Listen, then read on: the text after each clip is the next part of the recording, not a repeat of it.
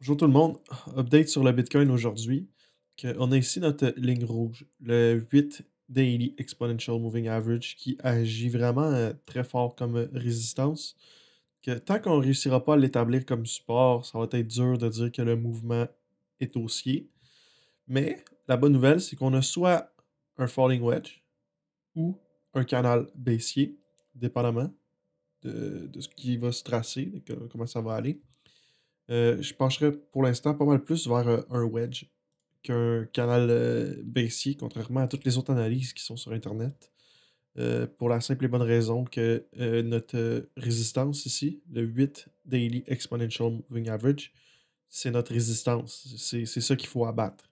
Puis pour l'instant, le 8 Daily Exponential Moving Average s'en va à la baisse, puis va tracer la ligne qui est ici, toujours vers le bas, si le prix continue de descendre. C'est pourquoi je crois que l'analyse des autres analystes qui parlent d'un canal baissier, c'est pas bon. OK?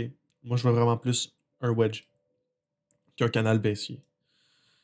Ensuite de ça, on a les résistances de temps de Fibonacci. Donc, retournement du prix possible le 22 décembre, le 26 décembre, le 31 décembre et le 6 janvier 2022. Donc, le début d'année sur Bitcoin, là, le début de la prochaine année sur Bitcoin devrait être très beau. Ou sinon, la fin du mois, un Santa Claus Rally, là, un rallye du Père Noël, une hausse du Père Noël sur le Bitcoin, ça pourrait être ce que je veux pour Noël, puis ça pourrait être là. Que, ça, c'est pour le wedge vite vite comme ça. Ensuite de ça, signe de retournement. Signe de retournement, c'est important d'aller les chercher. On a des divergences au niveau du RSI.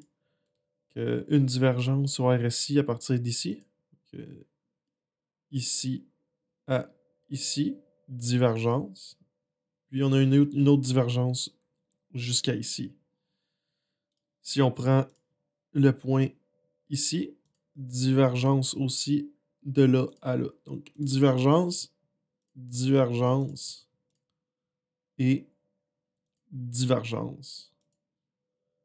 Ensuite de ça, si on va juste relier les points, on va voir que la divergence entre cette échelle de temps-là, le 10 décembre et le 18 décembre, on voit que la divergence vraiment sur ce time frame-là ou cette zone de temps-là, ce qui est bon parce que ça marque, ça commence à marquer là, un possible bottom, un possible retournement bientôt.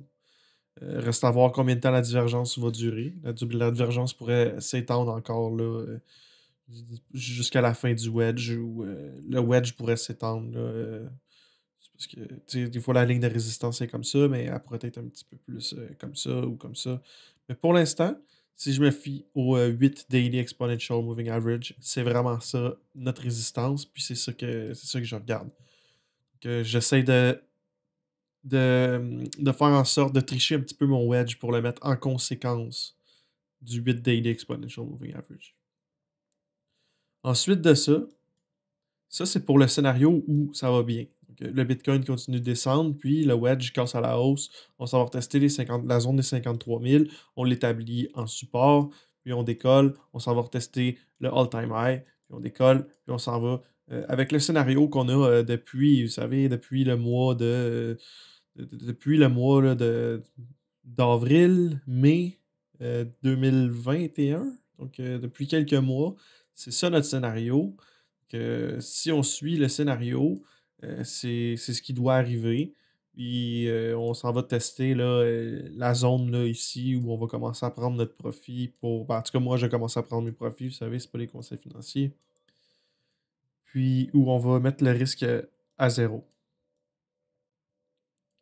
Mais si ce scénario-là devait ne pas arriver, puis qu'on devait avoir un autre scénario, donc si le wedge était pour casser à la baisse, ne pas trouver support, parce que c'est correct que le wedge casse à la baisse pour faire un fake out ou quelque chose comme ça, comme on a vu ici. Là. Le wedge est cassé à la baisse, puis après on est reparti à la hausse.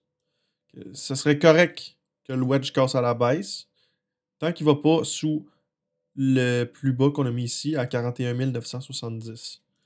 Le wedge pourrait casser à la baisse, retester, puis repartir. comme il a fait ici.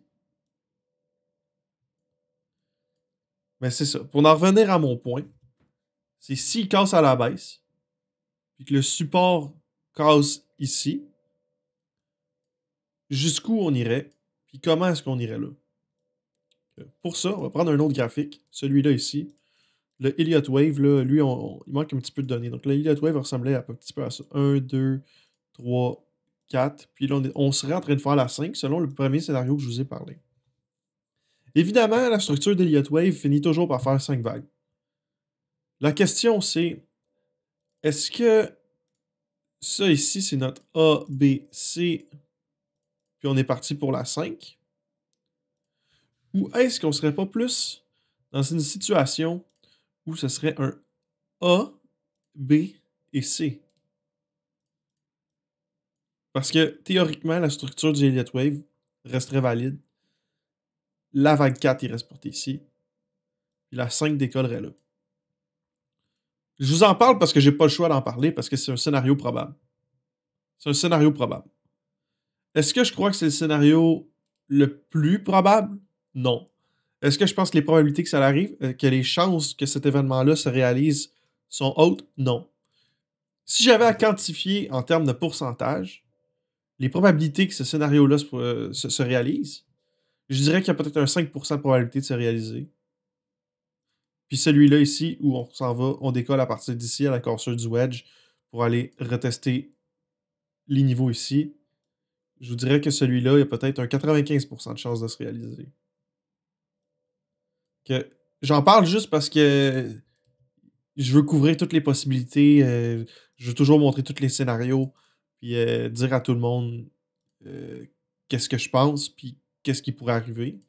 Mais clairement, ce scénario-là, les probabilités qui arrivent sont faibles. Le target baissier pour cette correction-là en ABC serait ici. Autour de 17 000.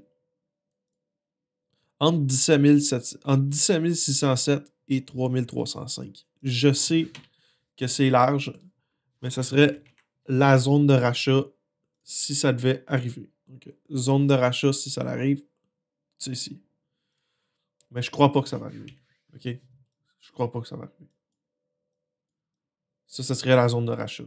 Puis après, évidemment, vous savez comment ça fonctionne. On aurait le Fibonacci qui se tracerait, on va dire ici. Puis notre niveau de profit après serait à 97 000. Puis si ce serait pour baisser jusqu'à vraiment 3 378, ben notre premier niveau de prise de profit serait à 105 000. OK? Ça, c'est pour le scénario catastrophique, le chaos auquel je ne crois pas vraiment. OK? Pourquoi? Parce qu'on commence déjà à avoir des signes de retournement avec le RSI. Puis, on avait aussi CoinGlass. Donc, CoinGlass. Puis, sur CoinGlass, on peut aller voir le Fear and Greed Index. Puis, on peut voir comment ce qui évolue à travers le temps. Puis, si on zoome, on va regarder là, au cours des derniers temps de quoi a l'air le Fear and Greed Index. On voit ici en jaune le prix du Bitcoin. On voit ici en bas le Fear and Greed Index. On a une divergence au RSI avec le prix en daily et le RSI. Puis si on prend le Fear and Greed Index, on prend le point qu'il y a là, au point qu'il y a là, au point qu'il y a là, on voit qu'il y a une divergence. On voit qu'il y a une divergence au niveau du fait que le prix continue de baisser, tandis que la peur s'en va. Donc, si les gens ont de moins en moins peur de l'actif ou d'acheter l'actif, et puis que le prix baisse, ça veut dire que, en théorie, si tu as moins en moins peur d'acheter quelque chose qui baisse, puis que ça baisse, ça veut dire que tu as moins en moins peur de l'acheter, puis de l'acheter à un meilleur prix que la fois d'avant où tu n'avais pas peur. Donc, le confort se crée à acheter sur ces prix-là. Puis, on a clairement une divergence, autant au niveau du haut ici, donc le pic du prix du BTC et du prix et du Fear and Greed Index, donc la peur et le prix, la peur et le prix, la peur et le prix. Divergence, divergence, divergence. Puis si on regarde les bottoms, de là à là, puis de là à là, de là à là, on voit clairement que les gens ont de moins en moins peur, mais le prix descend de plus en plus. Donc, autant au niveau de nos lows que de nos highs, il y a une divergence au niveau de la peur et du prix, plus divergence au RSI, plus pattern de retournement bullish, qui est le falling wedge qu'on a ici, qui me rappelle étrangement la fractale ici. Gros wick, consolidation, wedge, on casse. Gros wick, consolidation, wedge, on casse. C'est tout ce qui manquerait. C'est tout ce qui manquerait. Puis, ça suivrait là, tout le pattern qu'on a fait là, depuis quelques mois. OK? Ça suivrait le pattern qu'on a fait depuis quelques mois. Puis, en plus de ça, on a des time zones de Fibonacci ici qui convergent avec la fin du wedge à peu près. Je veux dire, c'est peut-être dur moralement, émotionnellement en ce moment. Le prix du Bitcoin, le prix des actifs, les actions qui baissent, les marchés qui tombent. Mais il nous reste une vague haussière, puis il ne faut pas l'oublier. En fait, on est dans la dernière vague haussière. Ça ici, c'était la vague 1, la vague 2. On est parti pour la grosse 3. La 3 de 3 de 5. Donc, c'est vague 1, 2, 3. Puis ça, c'est la vague 1 et 2 de la troisième. Donc, grosse 3 de 3. Correction en 4 avec une 5 pour aller terminer notre cycle aussi, qui va être la 5 de 5. Puis après ça, bye bye Bitcoin. Il va falloir abandonner le bateau. D'ici là, il y a encore du profit à aller chercher. Il y a de la belle argent à faire. Comme je vous le disais, ici, je dis la même chose que quand on était ici. Il y a encore de la belle argent à faire avec ça. Encore du profit à aller chercher. Il y a encore des vies à changer. Mais plus pour longtemps. Ça va être tout pour aujourd'hui, puis je vous souhaite une bonne journée.